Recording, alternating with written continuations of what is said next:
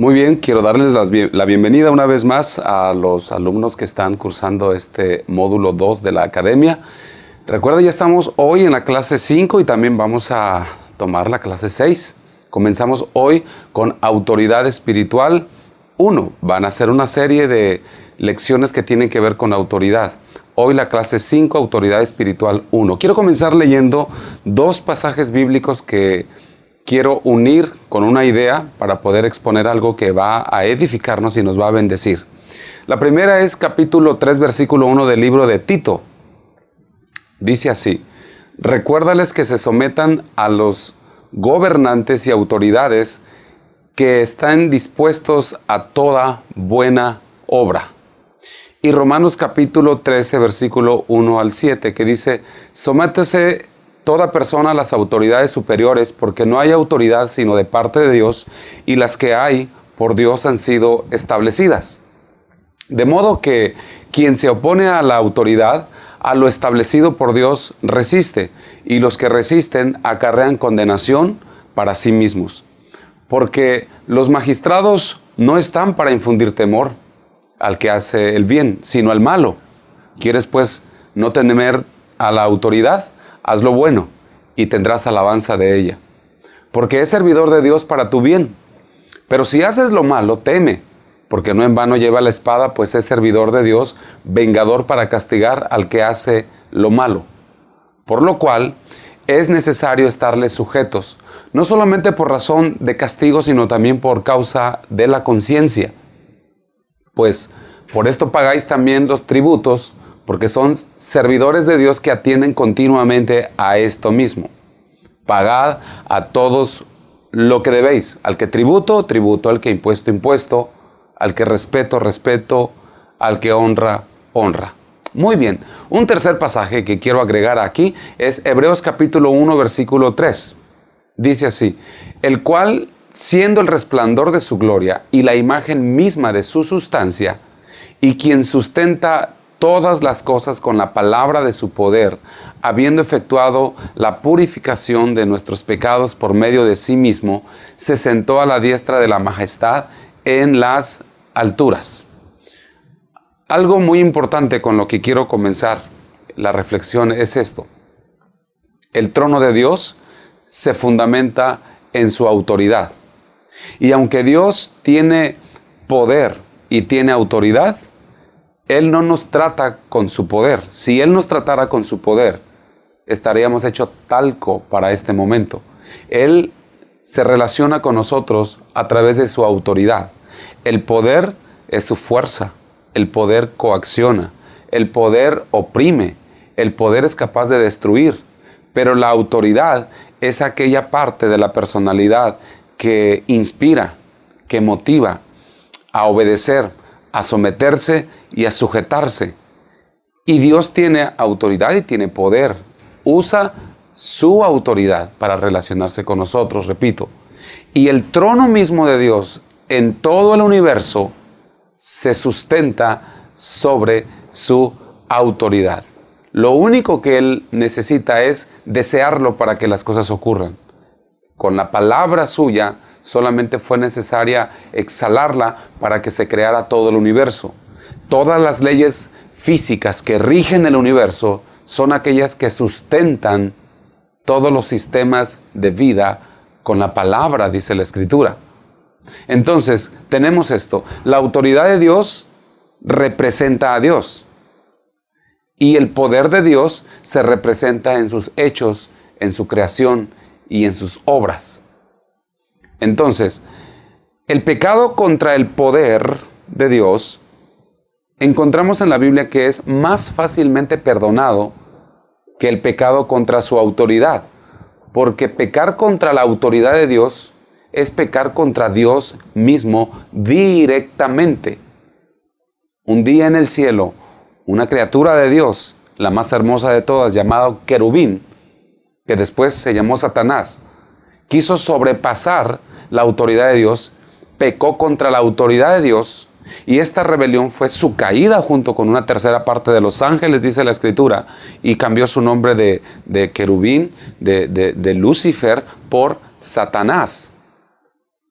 Entonces, tenemos que tener cuidado, porque hoy ese ángel hermoso que tenía un bello nombre y una actuación poderosa para cuidar el trono del Señor, cayó en desgracia por sobrepasar la esencia de Dios mismo, que es la autoridad. En Ezequiel capítulo 28, versículo 13 al 17, hay una parte de las Escrituras que nos relatan cómo él transgredió primeramente la santidad de Dios, y en Isaías capítulo 14, versículo 12 al 15, nos habla cómo él transgrede la autoridad de Dios. Ahora le voy a decir algo muy interesante. El pecado contra la santidad de Dios se mueve en la esfera de la conducta, pero el pecado contra la autoridad de Dios, no contra la santidad, sino contra la autoridad de Dios, es una cuestión de principios. Y Dios no pone en riesgo los principios donde se asienta su trono. Y eso es porque eso es muy grave. Entonces nosotros no podremos predicar a Cristo con la boca con un principio satánico en el corazón. Eso no es posible. Cuando nosotros no nos sujetamos a una autoridad, aunque prediquemos el Evangelio, cuando nosotros no somos supervisados, mentoreados, dirigidos por una autoridad mayor que nosotros, aunque prediquemos el Evangelio y hagamos buenas obras, realmente está operando un principio luciférico en nuestro corazón. Es posible que tengamos una doctrina sana en la boca, pero que tengamos principios de Satanás en nuestro corazón cuando no estamos sujetos a alguna de nuestras autoridades que nos representan a Dios aquí en la tierra. Con esto le voy a decir algo muy grave. Satanás no le teme a los hombres o mujeres insujetos a sus autoridades, aunque prediquen muy bien.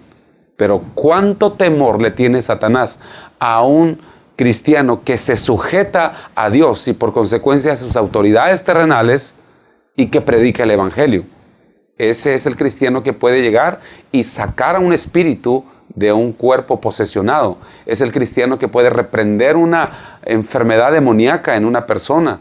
Es el cristiano que puede enfrentarse a las tinieblas y quebrantarlas con una palabra de autoridad en su vida, porque está sujeto bajo otra autoridad mayor. Entonces, el conflicto nuestro tiene que ver con autoridad. La controversia de los siglos tiene que ver quién se queda con la autoridad o quién tiene la autoridad sobre nuestras vidas, en los humanos, en los terrenales. Y nuestro conflicto personal con Satanás es el resultado de que nosotros le atribuimos nuestra autoridad al Señor Jesucristo. Nos sujetamos y nos pusimos debajo de la orden y sujeción de Jesucristo. Entonces, nosotros debemos mantener por consecuencia la autoridad de Dios en nuestra vida sometiéndonos. Es la forma en que mantenemos la autoridad de Cristo, sometiéndonos con todo el corazón a las autoridades que nos representan a Dios en esta tierra. Porque hasta que no tengamos, escúcheme bien, un encuentro con la autoridad de Dios, es que nosotros tendremos un conocimiento básico de lo que representa esa autoridad para nuestras vidas. Y un ejemplo de esto es un hombre en la Biblia llamado Saulo, que después se llamó Pablo, cuando iba camino a Damasco. Él tenía cartas y autorización de los gobernantes para matar a todos los cristianos que se encontrara en cualquier parte del Imperio Romano. Y mi gran pregunta, si usted ha leído esta parte de la Biblia, en el libro de los Hechos, es ¿cómo pudo una persona tan encumbrada intelectualmente y tan inteligente, tan llena de sabiduría y de todos los títulos que en su tiempo había, los tenía Saulo? ¿Cómo un hombre así pudo haberse sometido a un hombre tan insignificante, entre comillas, como Ananías, para ser enseñado, para él someterse, para ser mentoreado? Esto nos enseña algo muy claro. Quien ha tenido un encuentro con la autoridad y se da cuenta que esa es la que representa a Dios en su vida, sabe que trata con autoridad y no con un hombre. Así que no miremos al hombre, sino la autoridad con la que ese hombre está revestido. porque no obedecemos a los hombres, sino a la autoridad de Dios en esas personas. Hay mucha gente que solamente obedece a las personas que les causa admiración, pero admirar y respetar no es la misma cosa. Hay personas que solamente obedece, se sujeta a las personas que creen que tiene cualidades o habilidades mayores que él o que ella, y son a las cuales puede obedecer.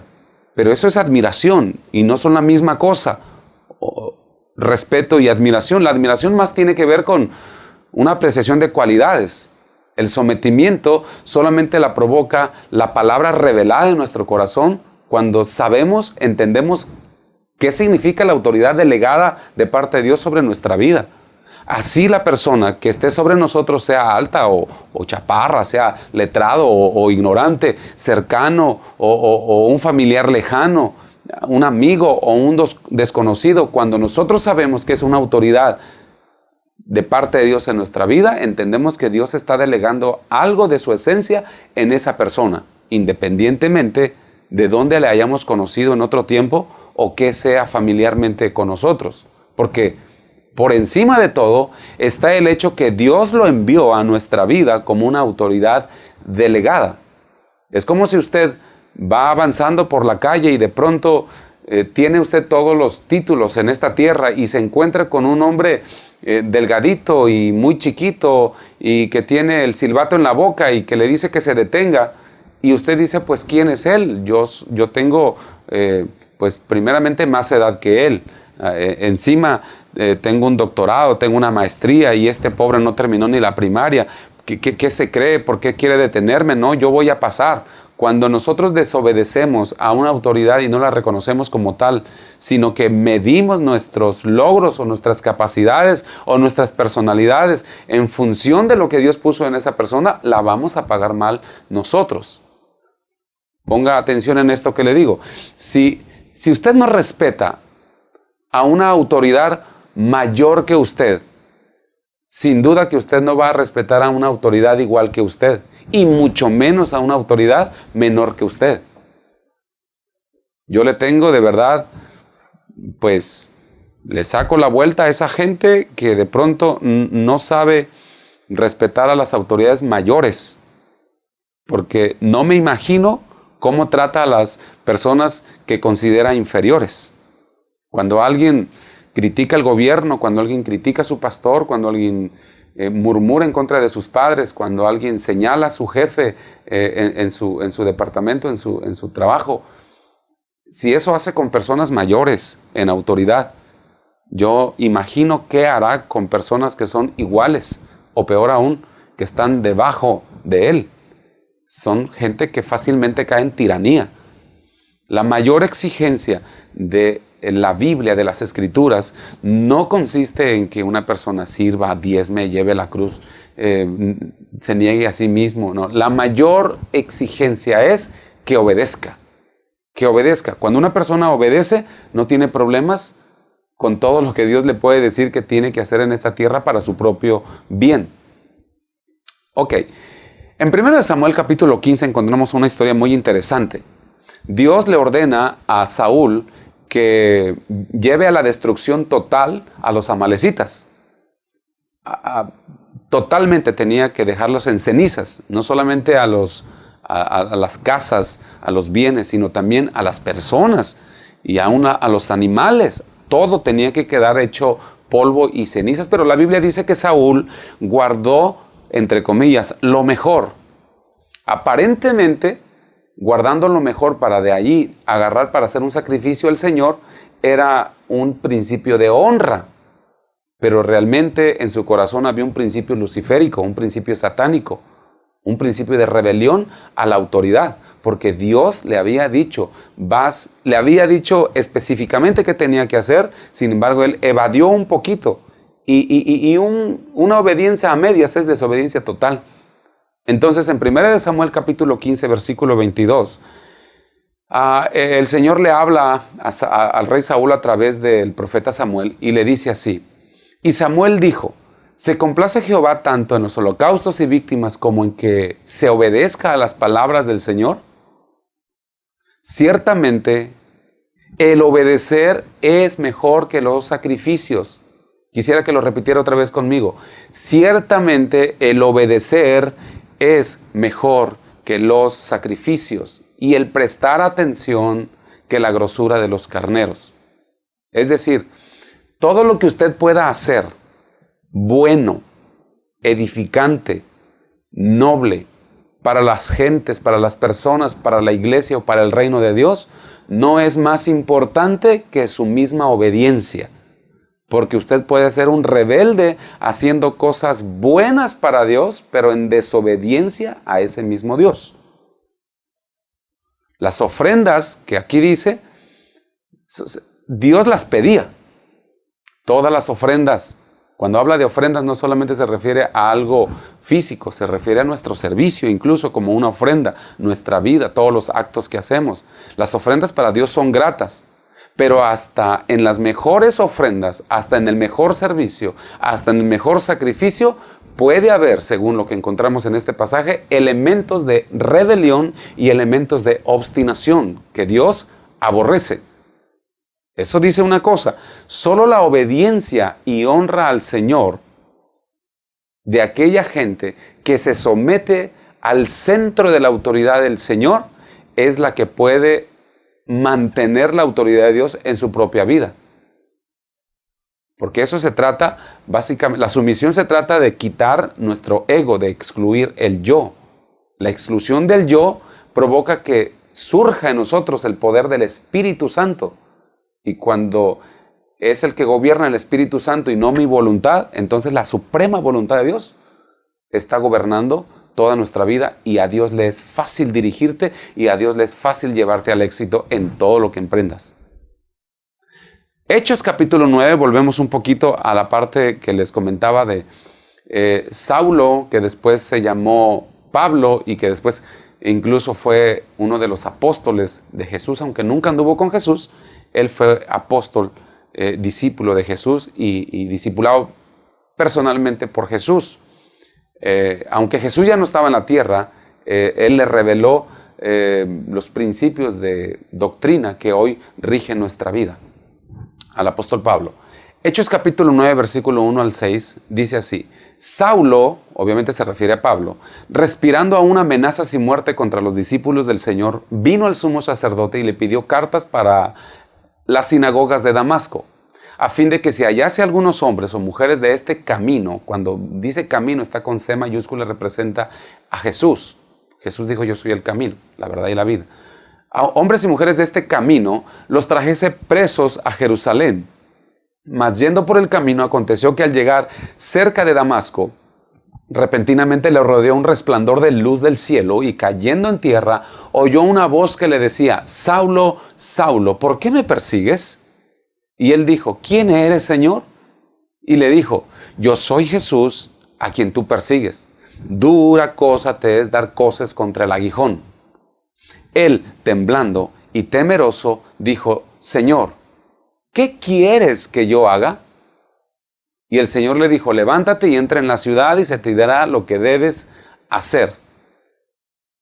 Ponga atención a esto que quiero dejar en su corazón. Antes de poder trabajar para Dios, tenemos que ser derribados por su autoridad.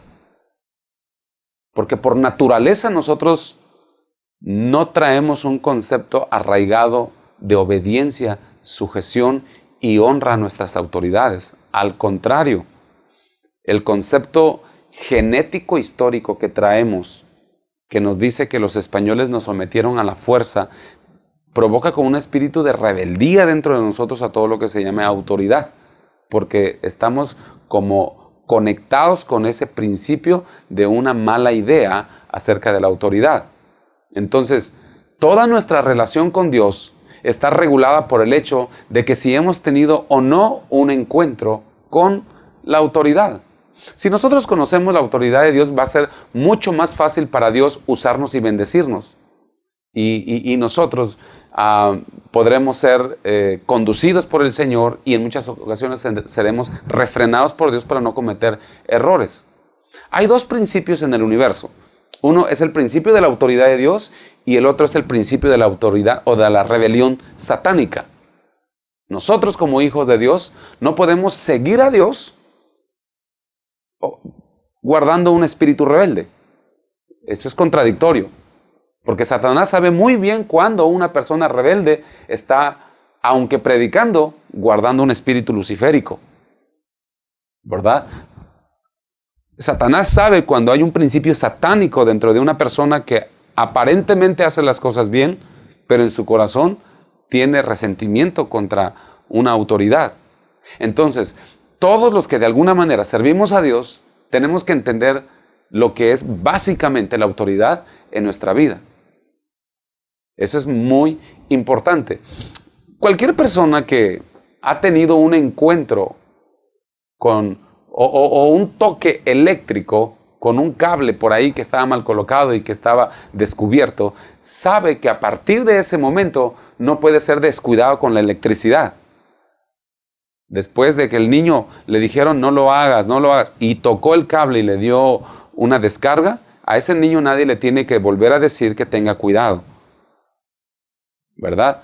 Entonces, hay por ahí un dicho que dicen que el que con leche se quema, solo con mirar la vaca llora.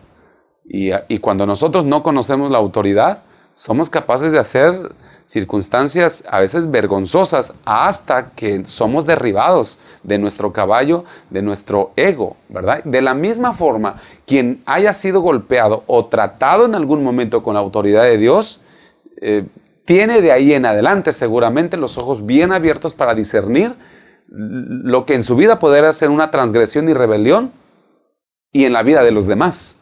Así que tengamos mucho cuidado, que el Señor nos libre de rebelión, porque solamente después de aprender la obediencia es que nosotros podemos guiar a otros hijos de Dios a ser obedientes. Al llegar a buscar el origen de una autoridad, siempre nos vamos a dar cuenta que terminamos invariablemente en Dios. La autoridad de una autoridad, seguramente terrenalmente es alguien o alguien más, alguien más, alguien más, y terminamos con que la autoridad de todas las autoridades es Dios. Por eso la Biblia dice, no hay autoridad en la tierra sino aquellas puestas por Dios. Entonces, entrar en contacto con la autoridad es entrar en contacto con Dios directamente. La obra de Dios no está hecha con su poder. La obra de Dios en la iglesia se hace con su autoridad. Nadie le tiene que forzar, obligar o coaccionar. Es que usted entiende lo que es sometimiento, obediencia o no, y ya. No hay discusión, no hay forcejeos, no hay votos, no existe tal cosa. Entonces, estaremos nosotros bajo la autoridad siempre de alguien, así como alguien estará debajo de nuestra autoridad. La autoridad de Dios, que es instituida por Dios, la vamos a encontrar en todas partes, en el hogar, en el trabajo, en la iglesia, en la escuela, en el policía de la esquina, como les decía, aunque sea menos instruido que usted, representa una autoridad establecida de parte de Dios sobre usted y sobre mí. Cuando un grupo de personas se reúnen y son hijos de Dios, un principio bueno es inmediatamente buscar el orden en que se establecen las autoridades. Usted no puede llegar a una iglesia y solamente porque usted cree que sabe más que ellos imponerse. Usted tiene que dirigirse con la autoridad que está presidiendo en ese grupo de amistad, en esa red, en esa iglesia o en ese grupo de hermanos, ¿verdad? Una vez que ya sabemos quién es, estamos listos para sujetarnos con toda naturalidad y así vamos a encontrar el lugar que Dios nos ha proveído dentro del cuerpo de Cristo, que es su iglesia. Entonces, la sumisión bíblica tiene que ver con someterse a las autoridades puestas por Dios. Y para recobrar la autoridad que hemos perdido, primero nosotros tenemos que someternos en obediencia.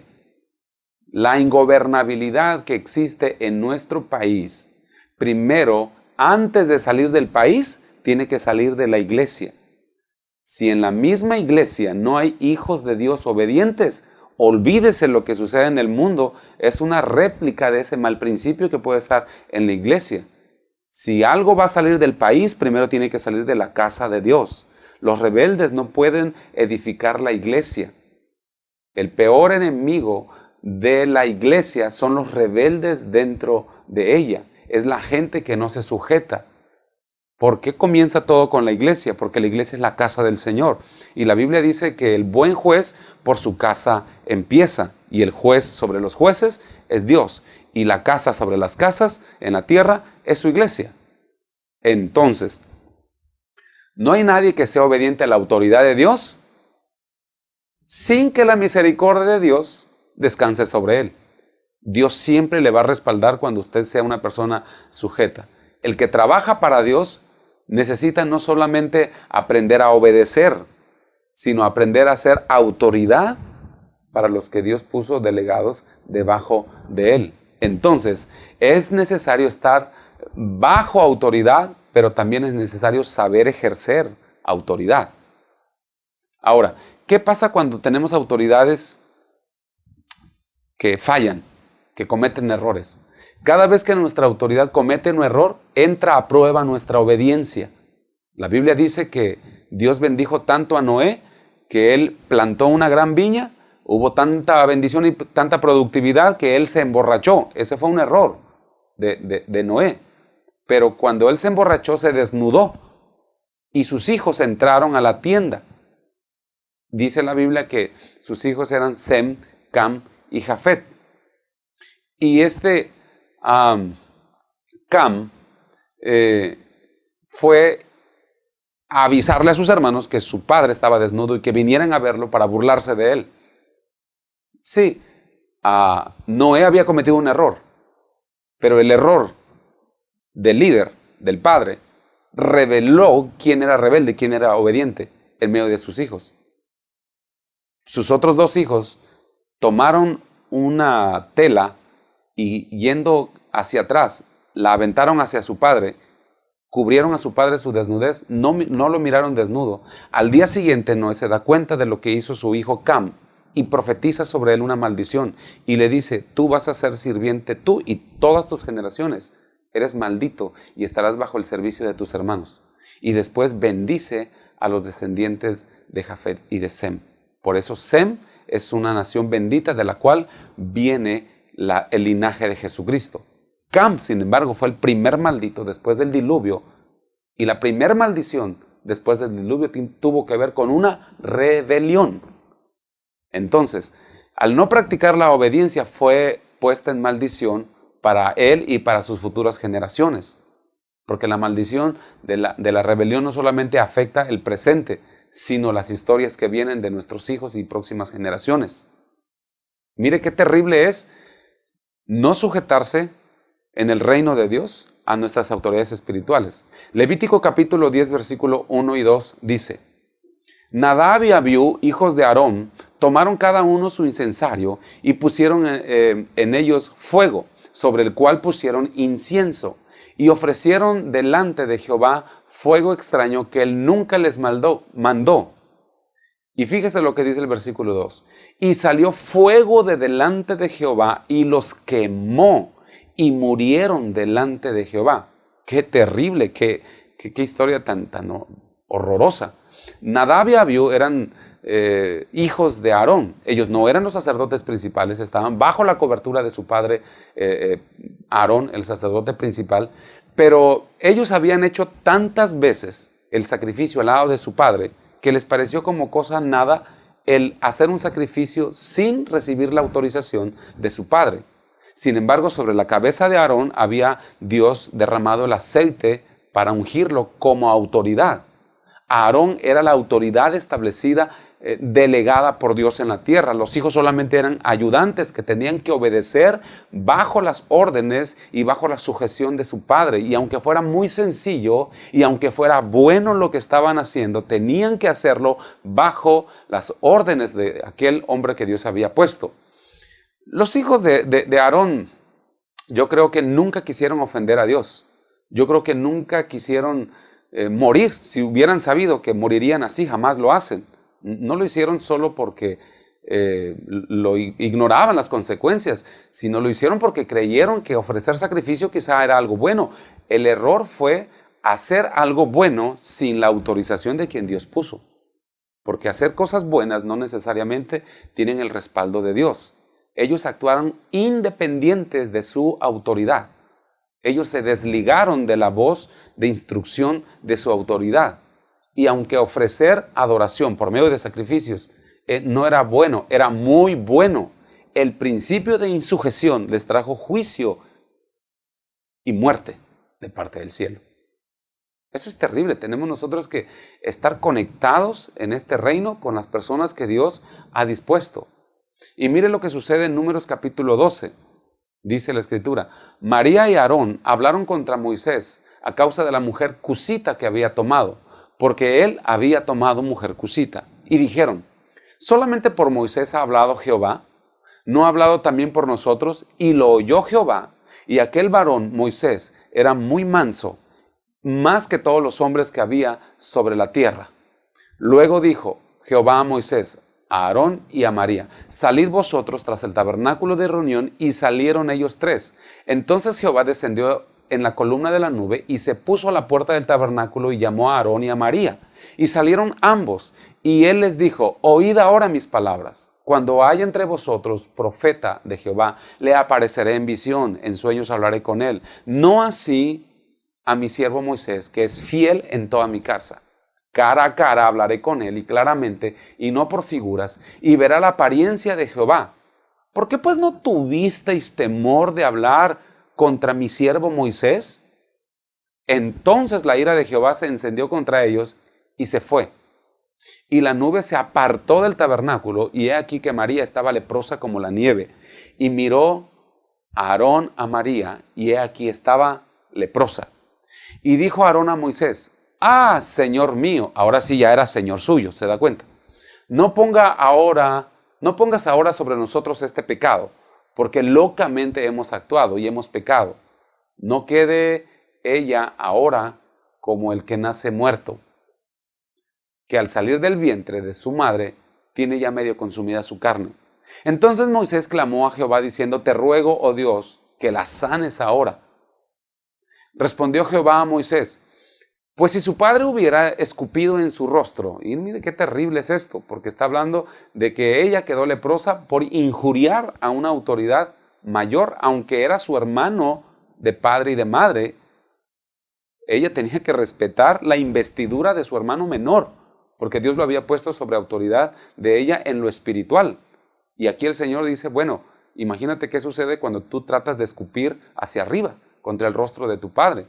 Y dice: respondió Jehová a Moisés: pues si su padre hubiera escupido en su rostro, ¿no se avergonzaría por 7 días? Sea echada fuera del campamento por 7 días, y después volverá a la congregación. Así María fue echada del campamento 7 días, y el pueblo no pasó adelante hasta que se reunió María con ellos. Después el pueblo partió de Aserot y acamparon en el desierto de Parán. Esto me dice una cosa: hablar o murmurar o criticar sobre nuestras autoridades espirituales que representan a Dios en esta tierra, en nuestra vida, es capaz de activar la ira divina. Aarón y María eran hermanos mayores que Moisés. Ellos eran la autoridad en la casa, en el hogar. Pero en el ministerio, en las cosas espirituales, ellos tenían que someterse a Moisés. Porque a pesar de que Moisés era menor, fue Dios quien le había dejado como encargado espiritual de la vida de sus hermanos, a pesar de ser menor.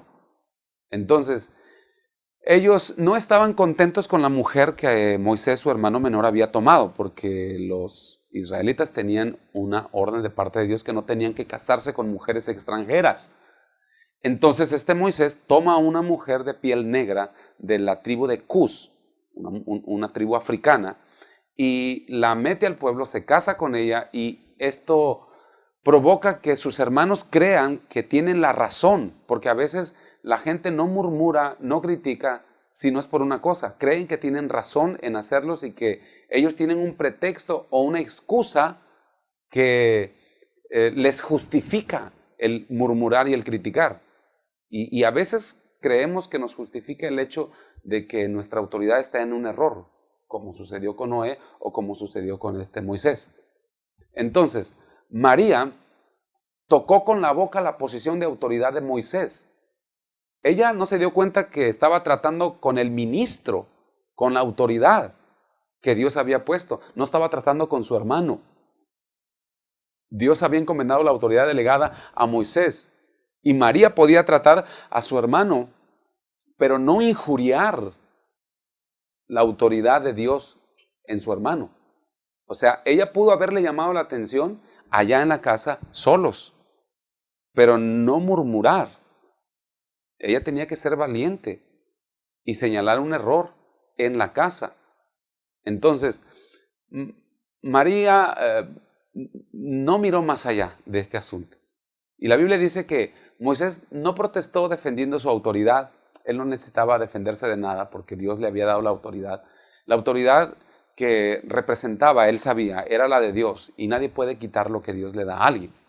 Entonces, ahí en Números capítulo 12, 1 y 2 dice, María y Aarón hablaron contra Moisés a causa de la mujer cusita que había tomado, porque él había tomado mujer cusita, como diciendo, es verdad, esto es una realidad. Versículo 2.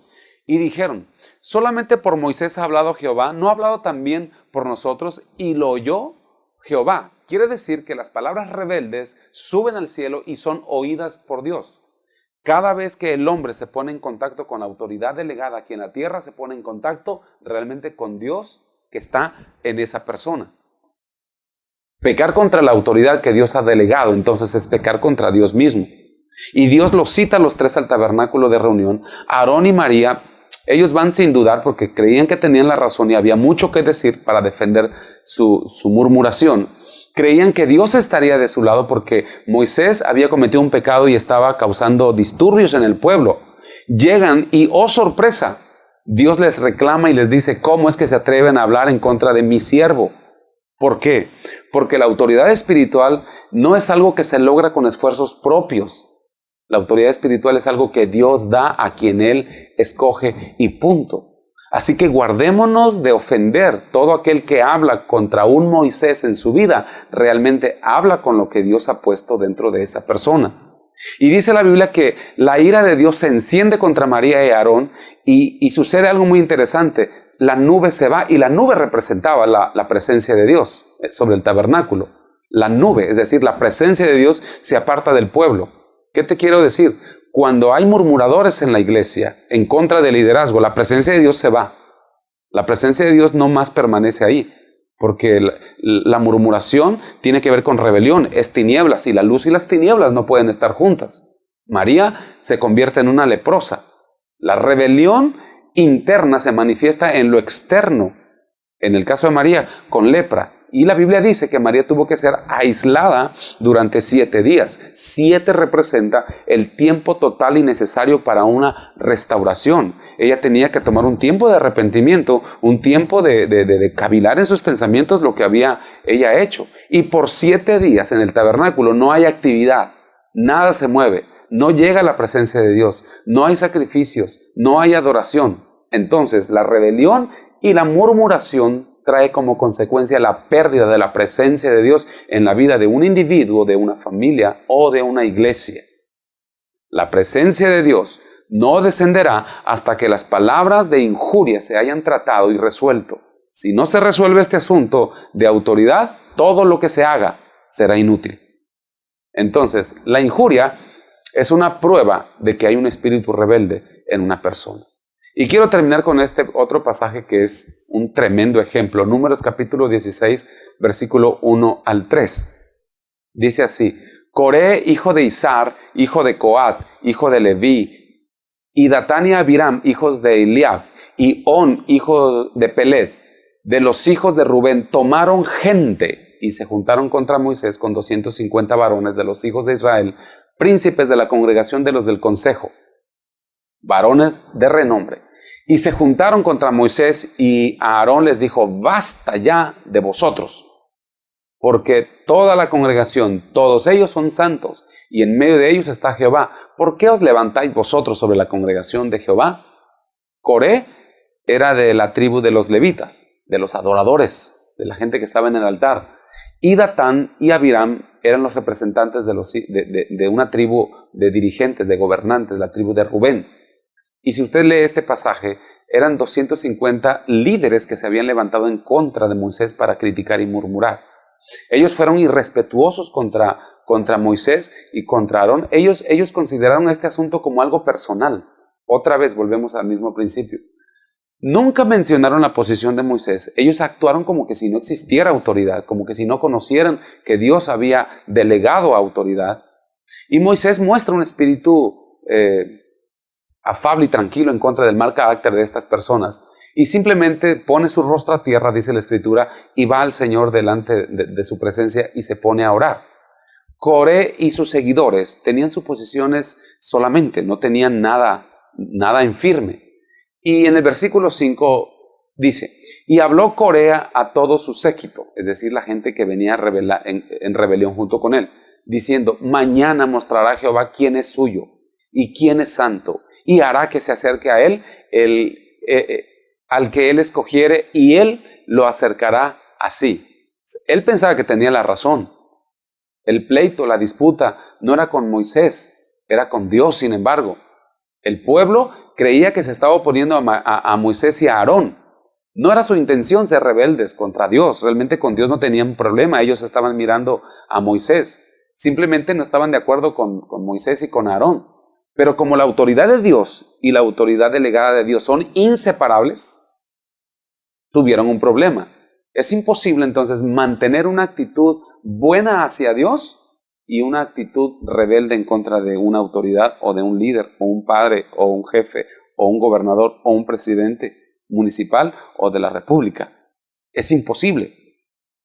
Nadie puede rechazar a la autoridad delegada por Dios con una mano y con la otra recibir bendición de ese mismo Dios.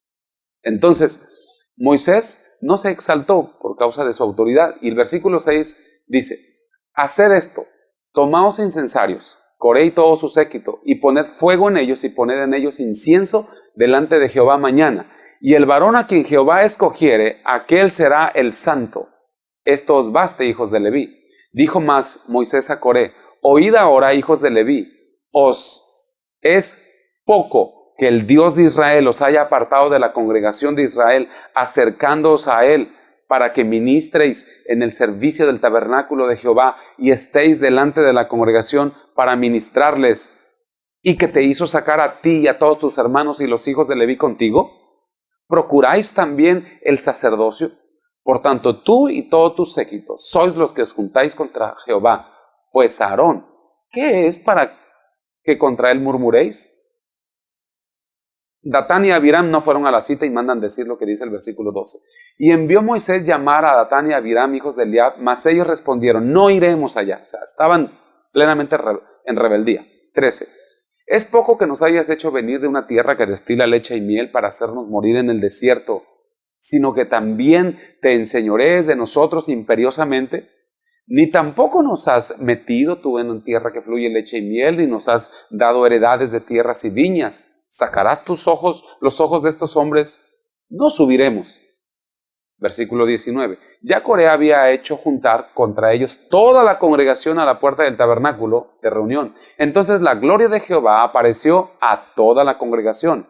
Y a Jehová habló a Moisés y a Aarón, diciendo, apartaos de entre esta congregación y los consumiré en un momento. Y ellos se postraron sobre sus rostros y dijeron, Dios, Dios de los espíritus de toda carne, ¿no es un solo hombre el que pecó? ¿Por qué airarte contra toda la congregación? Dios quería eliminar al pueblo, definitivamente quería borrarlo de la faz de la tierra. Pero mire lo que sucede en el versículo 30. Mas si Jehová hiciere algo nuevo, y la tierra abriere su boca, y los tragare con todas sus cosas, y descendieren vivos al Seol, entonces conoceréis que estos hombres irritaron a Jehová. Versículo 31. Y aconteció que cuando cesó él de hablar todas estas palabras, se abrió la boca, se abrió la tierra que estaba debajo de ellas. Versículo 32 dice, abrió la tierra su boca y los tragó a ellos y a sus casas y a todos los hombres de Coré y a todos sus bienes. Ellos con todo lo que tenían descendieron vivos al Seol. Seol significa infierno, inframundo. Y los cubrió la tierra y perecieron de en medio de la congregación. Y todo Israel, los que estaban en derredor de ellos, huyeron al grito de ellos. porque decían, no nos trague la tierra también. Mire, es muy peligroso que usted esté cerca de gente que murmura o cerca de gente rebelde, porque el castigo y el juicio de ellos es muy probable que le toque a usted también por estar junto de ellos. Esta gente, el Señor les dijo, apártense, porque yo voy a hacer juicio con ellos. Pero ellos pensaron que no tendría ninguna consecuencia. Hasta que se abrió la tierra y vieron que la tierra se los tragó, empezaron a correr. Pero el versículo 35 dice, y también salió fuego de delante de Jehová y consumió a los 250 hombres que ofrecían el incienso. O sea, ellos corrieron, pero por haber estado cerca no se los comió la tierra, pero murieron asados, ¿verdad? La tierra abrió su boca. ¿Qué significa esto? La rebelión es un principio infernal. La rebelión abre las puertas del infierno para la iglesia. La Biblia dice, las puertas del infierno no prevalecerán sobre la iglesia, pero lo único que puede abrirle a la iglesia las puertas del infierno para que ésta perezca son la gente rebelde. Son la gente que critica, que murmura y que se levanta en contra de aquello que Dios ha establecido. La razón por la que muchas iglesias no prevalecen no es por la gente débil, es por la presencia de rebeldes. Porque la rebelión tiene la capacidad de liberar la muerte en la iglesia. Solo los obedientes son capaces de sellar las puertas del infierno y liberar la vida para que una ciudad sea tocada y sea salva. Seamos obedientes y que Dios nos revele en el corazón su palabra. Que Dios les bendiga.